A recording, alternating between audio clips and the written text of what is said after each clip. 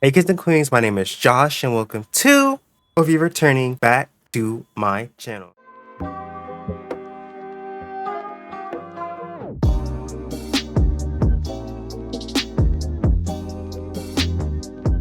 So as I can tell, this is a video that's a little bit different. I know a bunch of YouTubers say that, but this is actually very different for me because I actually have never recorded a video like this in my life. But I was inspired by one of my good friends, Samurai Jack. His link will be in the description to give it a shot. Because I feel like, maybe I could teach somebody how to play bow. Maybe I could help them, show them something they might not know. Get them, the beginning ropes, the learner's permit, as you will, of how to play bow. Especially with a lot of my friends getting trying to get into the weapon, I figured this would be the perfect time to drop this video for them and for you. But if you guys are new to bow, you might not know what this little handy dandy thing in the bottom right corner of your screen called coatings are. Coatings are basically little adhesives you put on your arrows. That just make them do more damage. Short answer, more damage. Use them, yes. For this segment and the hunt, we'll be using the BLUNK bow, the white ice monkey bow, because it has close range coating and it's the strongest coating in the game. But of course, if you're not using this bow, or you're not haven't unlocked it yet or whatever, or you gotta switch elements because you should be switching your element for a bow, which we'll get into later. Look at the other coatings, just explain them, what they do very quickly and briefly. Close range coating, as the name implies, makes your range close. You cannot go as far back as you can with power coating. But for that exchange, you get major DPS when you are in range. Close range coating is the strongest coating in the game, period. It gives you the strongest raw, and it allows you to play in the way that bow should be played, right here in the monster's face. I know it doesn't make much sense right now for a weapon called the bow, which is normally, you're playing back here, you're playing archer, normally in most games when you're playing bow, not in Monster Hunter. But we'll get into that when we get into combos. So here we have power coatings. Power coatings are quite the opposite of close range. Well, not necessarily. You actually do get a substantial DPS increase, but it is not as much as close range. But because of that, you have way more range than you do normally. So for this demonstration, we'll switch to a bow that has power coating. Let's see. What's a good bow? The Zulu bow. Perfect. But as you can see, I'm already back here and I'm still in critical range, right? So you may be thinking like, that's great, right? Not really. Because what you want to be closer with the bow because of how you want to play it, like I mentioned earlier. So every other coating from this point on will share a similar, but maybe a slightly closer range to that power coating range. So here we have pierced coating. Pierced coating is basically the worst coating in the game, but it is the most fun coating in the game. So if you're guys here to have fun and for the vibes, pierced coating is a blast. It basically treats every single shot of your bow, like every single arrow, like it's like a mini dragon piercer. It is so much fun to play, especially against super large monsters like Arkveld and Duna. Those are my favorite monsters to play pierced coating on because it's just fun. If I'm not looking for the most optimal DPS to get through the hunt as fast as possible, I'm playing pierced coating just to have fun, right? That is a very fun coating. I definitely recommend it on large monsters. It is a fun time. From paralysis coating under, those are all status coatings. Again, I think they share a similar range with power coating. If not, maybe a little closer, maybe a little farther. It really just depends. They're very self-explanatory, but I will self-explain it for you. Paralysis coating is to paralyze the monster's poison. It's to poison it. Sleep is to sleep it. Blast is to, apply blast status, blow it up. Exhaust, though, however, is probably the best status coating, and I'm gonna tell you why. First of all, in Rise, they actually added it so exhaust coating it does stun damage on top of draining the monster's stamina if it's not Elder Dragon, right? If it's the Elder Dragon, it still does the KO damage, but it doesn't do the drain mechanic. But for now, there are no Elder Dragons, so exhaust is super effective. Probably my favorite status coating in the game, maybe under paralysis, but whatever. No weapons that I use have that, so I never actually get to use it. On top of draining the monster, as I mentioned, it does KO damage. Things like your hammers, your hunting horn, but ranged. That is what exhaust coating is. It is so fun making, I made a meme build where I put Slugger on my exhaust coating bow and just went to town on monster's head, and it's actually kind of efficient. If you want to play Stun Simulator, exhaust coating spam with Slugger on your bow, it's kind of fun. I'm just saying. As you guys can tell, I value fun a lot too. And that is a quick synopsis of the coatings. I'm not trying to go super in depth of when you should switch to none of that. This is a basic bow guide, just to get your toe wet, because I knew for me, I was more rewarded with somebody telling me these are the basics, now figure it out on your own, kind of shoving me out the door. So now with our coatings learned, how the heck do we actually apply these coatings? So guys, it is very simple. I've been seeing some of my friends play and they refuse to do it for some reason, but it is super simple. Put your bow with triangle or R2 if you're at a standstill, but that will do a shot, which is good for starting a combo. But if you want to pull your bow out while scoping a monster or whatever, press triangle to pull out without shooting, boom, there you go, and press it again to apply coating. There should never be a time in your hunt where that number down there is not active. If it says 0, you are losing damage, point blank in the period. So we're gonna unequip coating with L1 and triangle. So in order to go through this menu, by the way, quickly, hold L1 and press triangle and X to go up and down. Triangle's up, X is down. So we're gonna go down to unequipped. Press triangle again to unequipped. As you see my hunter unequipped it, just like you put it on. Unequipped. There we go. So it is now unequipped. This is how much damage we're doing with a fully charged shot. Well, let me get rid of the wound first. Why are you wounded up? All right, there we go. Wound is gone. So this is actually, you know, let's talk to my homie Luke. We're gonna tell Luke to actually disable wounds for now. Disable wounds because they're really inconvenient for this basic testing. So we're gonna disable those, and now we will be able to knock the rubber wounds. So this is a fully charged non-coding shot, right? 26.4. Oh, that's reasonable damage, Josh. Imagine it a combo. No, it's not, because I'm gonna show you why. So if I put on a close range coding here,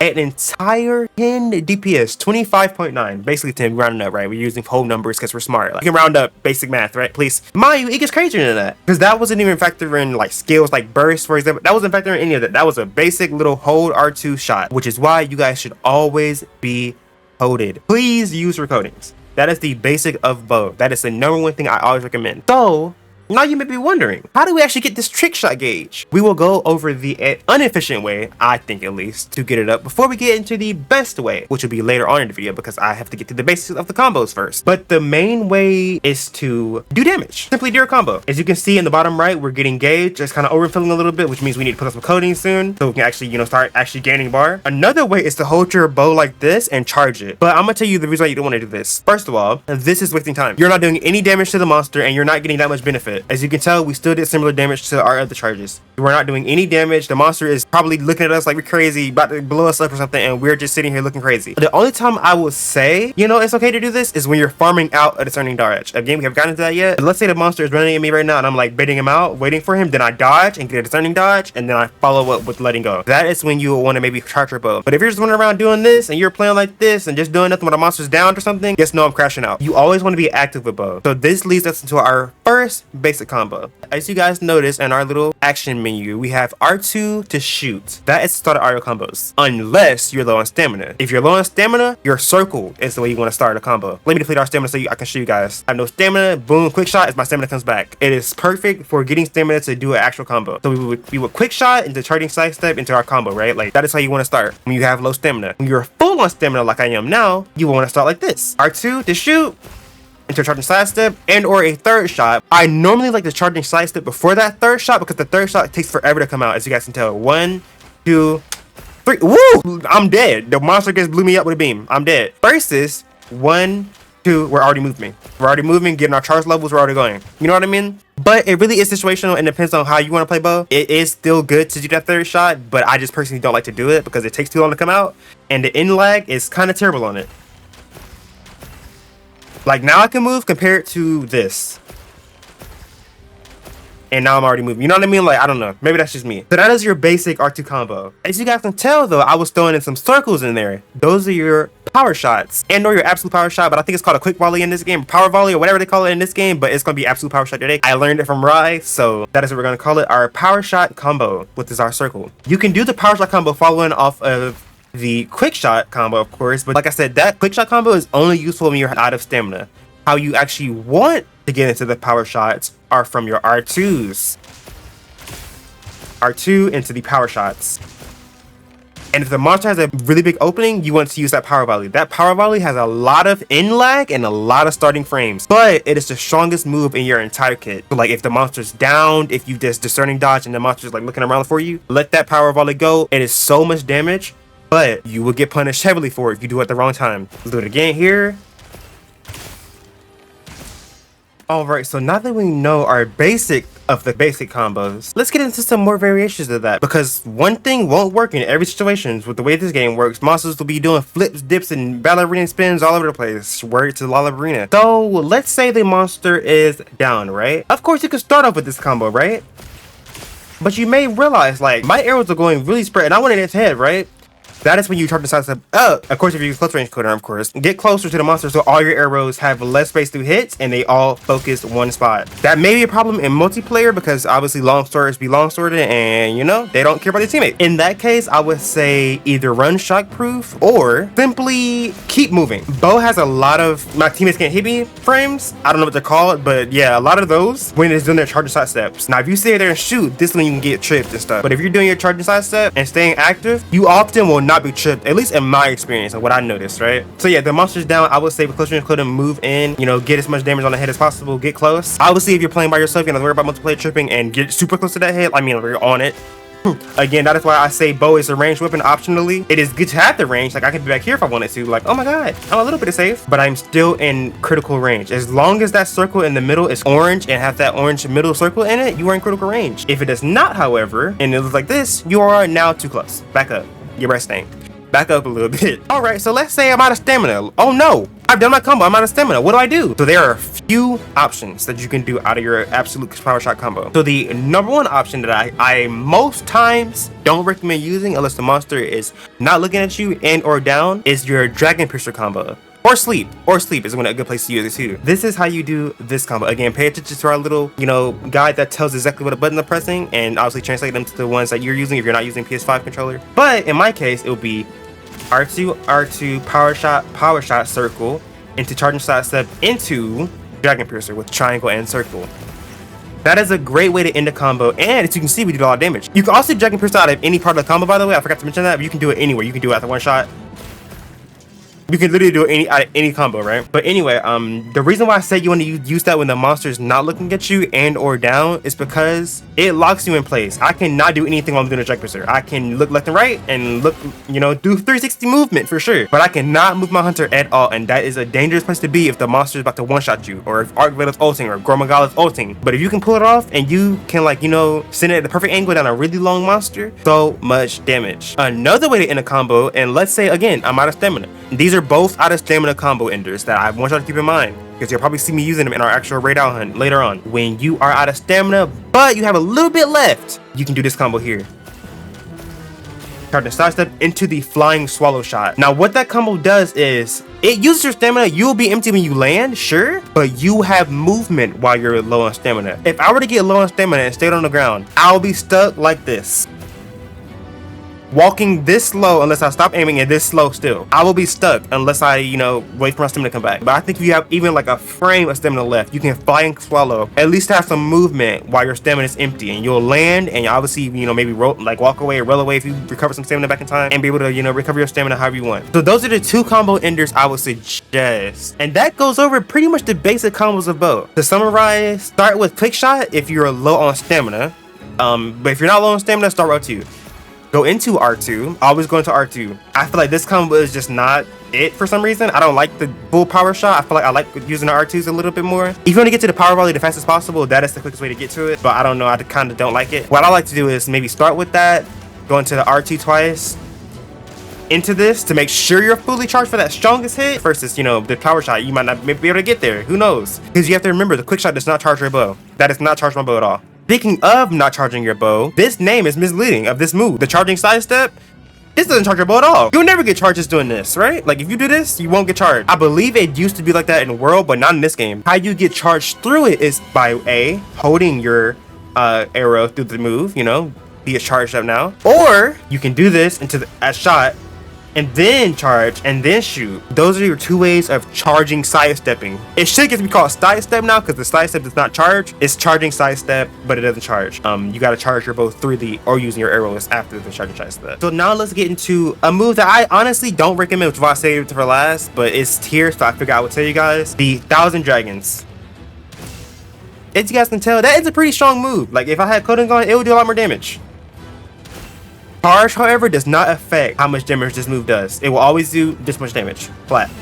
It gets rid of your charge immediately. Obviously, the crit made it do more damage, but it is the flash DPS, no charge improves it at all. So, with that knowledge being said, don't even worry about, if you want to use this move, don't even waste time doing combos. Just do this, because it makes no difference.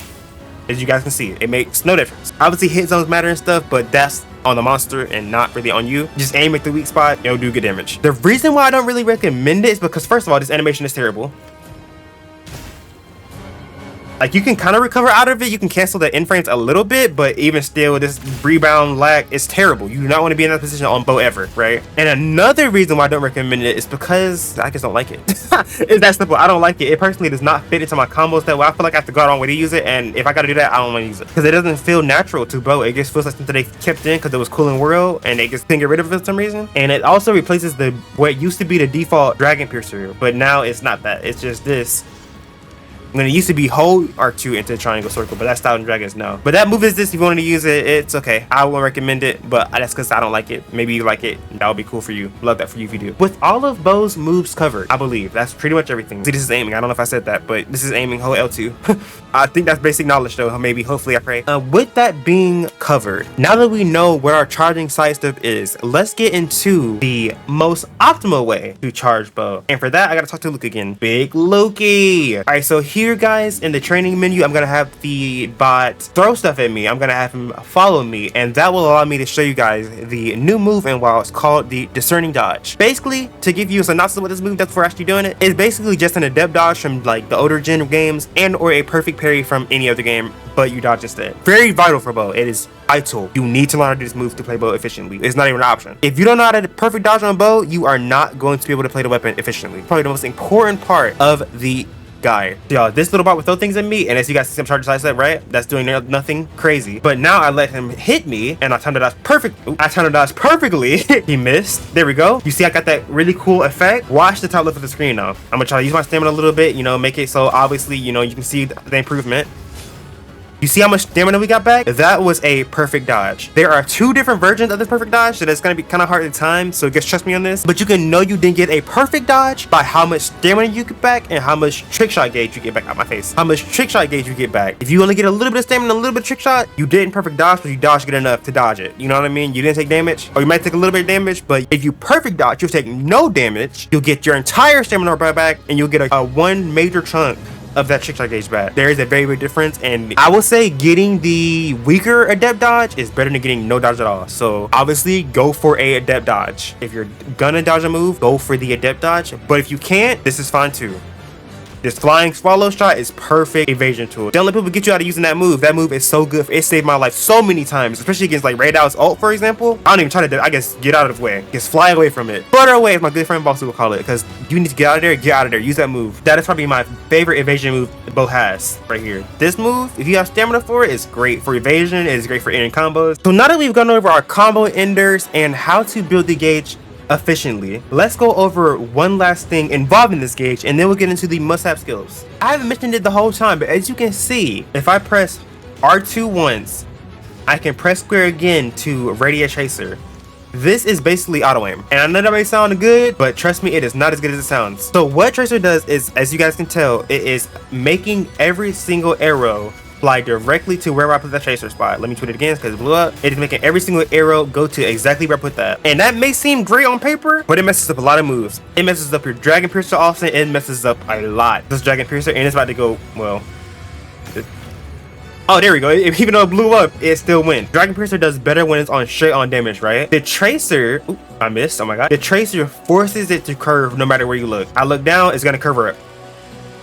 For like, it's just, you know, so I missed out on a lot of damage because it didn't go all the way through the monster. Another reason why this isn't good is because it takes away from your coatings, and to me, coatings are more important. Coatings are more important than auto aim, especially when you get to the point where you don't have to worry about aiming. When you can hit the monster consistently, you don't need the auto aim aspect. The only time Tracer is effective, and I mean effective, like you may want to use these, is when something like a Gormagala is like flipping and dipping and you need to kill his feelers or whatever. Hit his feelers, or his head little meat. If he's doing like flips and dips, put that Tracer on his head meat and mess his world up. That's probably the only time I actually use Tracer when I think about it, is on Gormagala. Other than that, I'm never using it. I'm focused on coatings. Because see, look, now I don't have any coatings and I don't have the stamina to apply all 10. I have 6 now, but that's, I could have had 10 if I wasn't me using Tracer, you know what I mean? So use Tracer sparingly and use it when you want to focus the body part. So now with Trickshot, fully explained and fully talked about, let's get into your must-have skills that make managing your stamina, because bow is a very stamina heavy weapon.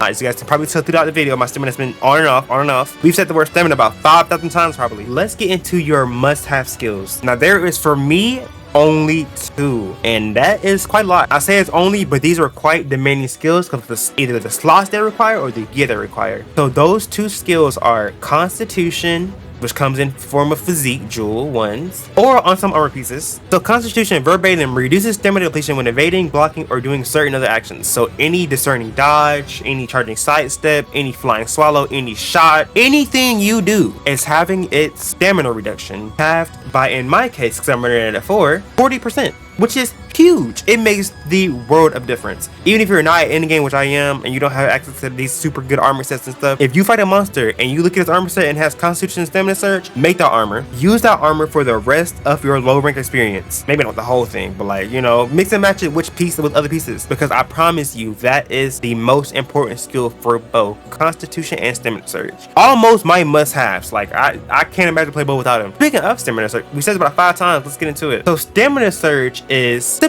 Speeds up stamina recovery. In my case, I'm running it at level 3, so we speed it up by 50%.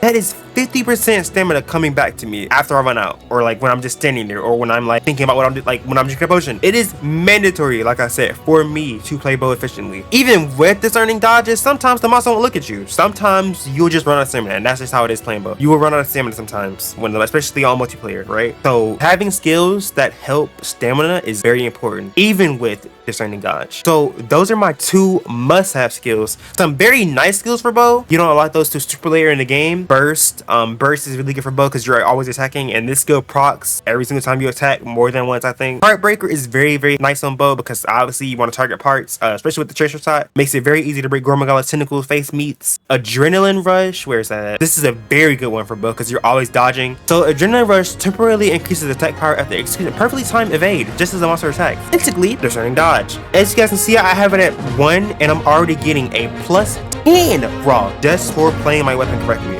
So those are some really, really good skills for bow. And with that being said, y'all, we are officially done with our training section part of the guide. So now I'm going to take the bow out on a hunt and show you guys exactly how I play. I just realized I did not show this, but you guys, also a very important part of bow is to make sure you're matching your elements to the monster. If you press R1 twice, you get to the detailed strategy guide of every monster. Every monster has one, and every monster uses one. For this, we'll use Nursilla as an example. Nursilla is mainly weak to fire. However, you see Thunder has a little symbol next to it. That means under certain conditions, Thunder element is effective. That is basically telling you that when you break her hide, because she wears Gypsy Frost. Gypsy Frost, Thunder does nothing.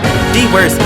So if you break the hide, Thunder then becomes the best element to use. Before that, Thunder element will do nothing. So what I would suggest is either just using fire throughout the entire hunt, or now in Wilds, bring a Thunder bow with you when you fight Nursilla. That way you can push the Thunder when you break her hide with the fire bow. Another thing to consider is whether your coatings will be effective. For example, Nursilla has a whole 1-star resistance to sleep. That means sleep ain't doing itch to her. It's gonna take more hits on Nursilla than it would a Raid Out, for example. To go to sleep, Raid Out has 2 stars. So that is a very important part of bow. Make sure you know what element these monsters are weak to. And if you don't know, come in these guide and look.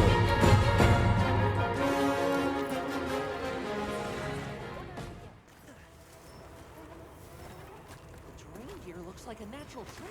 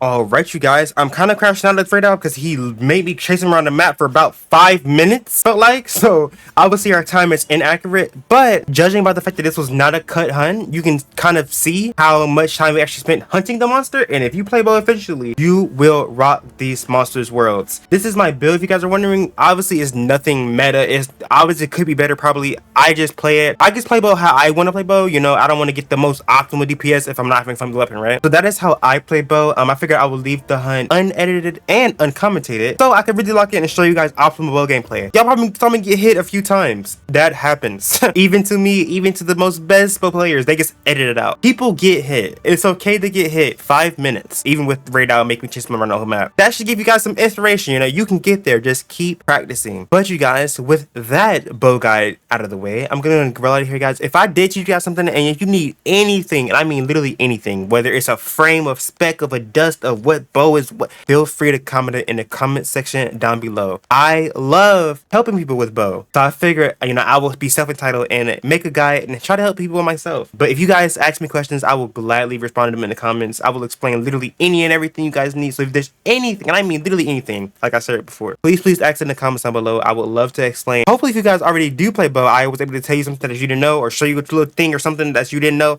I don't know, but hopefully I was able to give, hopefully you were able to walk away with this video with a little splash of knowledge you didn't know before. We are currently in the middle of a Wilds LP. When I'm recording this, where the last part that came out was part 9, but by the time you're seeing this, part 10 and 11 are probably already out. So with that being said, y'all, please tap in with the LP if you guys want to see my raw reactions to the monsters, you know, how I went through the stories, my reaction to the story, things of that nature. Be sure to tap in with the LP. With that being said, y'all, I'm gonna start go ahead and roll out of here, y'all. Don't forget to like, comment, and subscribe to the record. Also, don't forget to turn on the notification bell so you'll never miss a monster upload from me. Also, don't forget to follow me on Twitch and sub if you motherfucking want. And with that being said, y'all, I will see you guys in another part of Monster Hunter something. Who knows? Deuces.